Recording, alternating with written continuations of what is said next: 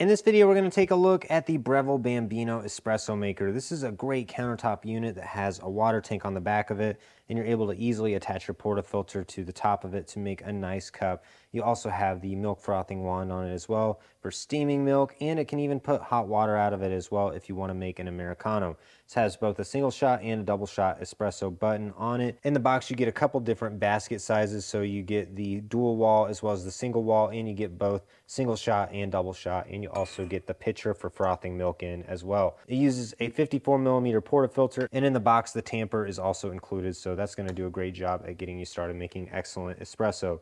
So let's just go over a quick tutorial of how to make an espresso with this. You can make both single and double shot sizes, and right now we're going to do a double shot. Now I recommend getting fresh beans for use with this.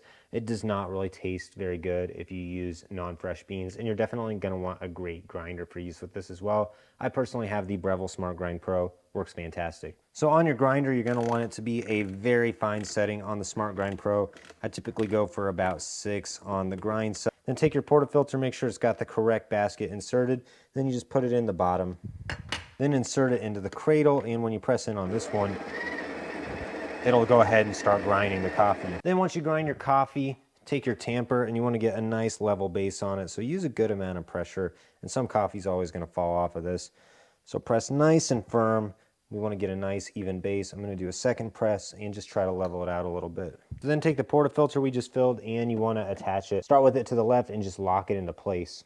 We're making a double shot right now, so we're just going to put our cup under there, and we want to press the double shot button. It's also great if you can preheat it, so press the button, let it warm up, and the ice will be solid whenever it's ready to go. And then you just press the button once, and it'll start to work and do its magic. You want the color of the espresso to come out not too dark, not too light, with a nice crema on top. I think we did pretty good on this one. So overall, I highly recommend the Bambino for making a quick and easy cup of espresso.